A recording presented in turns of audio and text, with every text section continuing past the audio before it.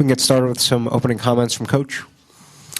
All right. First of all, obviously, Northwestern, I knew they had a good team coming in, played really well tonight. Some of it was to our undoing, but also they thought defended us in certain areas really well, and we weren't able to capitalize on it in other areas, whether it's things out of the double team or other areas in the paint, to be able to capitalize on what they were doing. So, Chris has got a good team, and I think for us, getting everybody's best shot, knowing that we're marked, is good for us, and continuing to learn and grow and get better, because it's not nothing that happened in this game is surprising in terms of areas that we need to improve upon. And now we'll have another challenge waiting ahead of us on Thursday night at Michigan to see if we can improve. Jeff. Greg, I think after the Nebraska game you cited finishing in the paint, rebounds, and taking better care of the ball. Were those issues again today, at least partially? Well, I think specifically taking care of the ball, that ignited them in the first half when we had a lead. I think they went on, it was 19-12, and they go on a 16-0 run in 6 possessions. I was told, according to our stats, or our possession chart. So that was obviously a big part of it. We were a little bit better in the second half. I think finishing the paint was, again, we need to continue to improve in that area. And I thought we did a decent job, but they got timely rebounds. They had at points in times where it was nip and tuck back and forth, and we were able to either force them into a tough shot, or one time it was an air ball that went over the rim and we didn't clean up the backside and they get an extra possession. So it was the timely rebounds more so than anything else. I thought for the most part we did a decent job of keeping them off the glass. Front. McIntosh was able to get to you guys for 28 last year and then 25 tonight. What makes him so tough, and what did he do that has made him so tough to defend the past 2 meetings? Well, he's just a heck of a player. I mean, best player on the floor, hands down. He's worked at his game.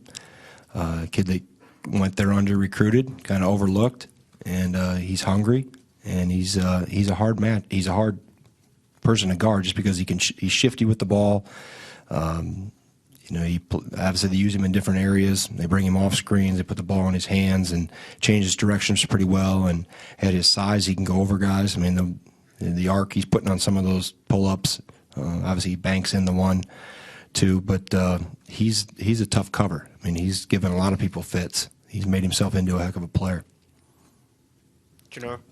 Greg, why did their double team give you so many problems? Well, I think if you turn it over out of it, that's an immediate problem. But B, to be able to, when we did get it out, and we did it decent at times in the first half, we got it out and we were able to get something on the backside, whether it's an open 3 or back into the post. But with how they forced us, or how we attacked the double team, it allowed them to scramble back a lot easier than what it's designed to happen. So, again, we've got to, specifically with Ethan, he's got to continue to get better in that area, because he's seen it most of the year, and he's going to continue to see it. So not only he has to continue to improve, but how we approach it or how we attack once it comes out of the double team also needs to improve at times. We made some decisions once it did come out that need to improve and get better. Jim. Greg, you had Bronson on the bench for a pretty long stretch in the second. Is that performance-based? Is that his leg? I mean, and obviously this is his 5th straight game with just not hitting shots. Where do you think he's at mentally, or how much is the injury causing that, you think?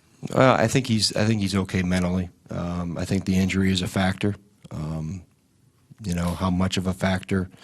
I think his acceleration off screens is obviously diminished a little bit, but he has also had some decent looks too.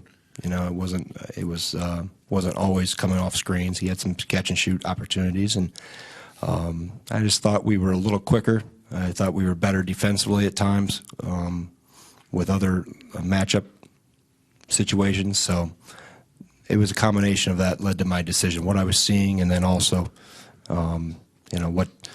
what other guys were doing, and then also what Bronson was maybe struggling with.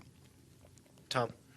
Greg, do you at times see some frustration with your players when the shots aren't dropping? And do you think maybe it's spilled over in a few other areas at times tonight? No, I don't know if it was so much the frustration thing of shots not dropping, because I think the really thing that was frustrating was the turnovers and then the transition points we gave up as a result of it at times. So I think that's probably more frustrating than the ball not going in consistently. You know, we actually, other than Bronson, other guys knocked down threes that they had at a pretty decent rate with Vito and with Showalter. And obviously, Meach hit one, but Charlie hit his. So I wasn't, maybe the shot selection at times, given the fact that we were having, when we made our run, we really touched the post, and we really were making a point to get the ball inside.